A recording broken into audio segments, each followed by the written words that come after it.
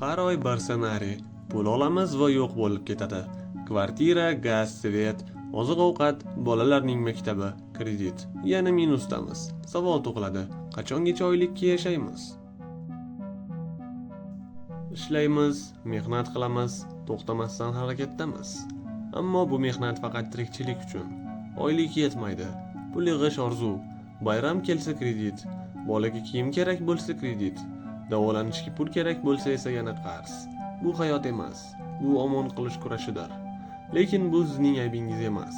Tizim shunday qurilgan. Har oy faqat bir daromadga tayanish bu moliyaviy xavf ostida yashash. Agar o'sha daromad yo'qolsa-chi, ishdan bo'shasangiz, kasal bo'lib qolsangiz, demak siz va oilangiz bozorga ham, bankka ham tobe. Bu holatni o'zgartirish kerak.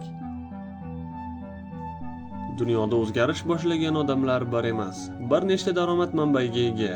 Internet, freelansing, soddaroq bizneslar, passiv daromad. Hozirgi kunda pul ishlash faqat ishga borib kelish bilan cheklanmaydi. Asosiysi ongni o'zgartirish.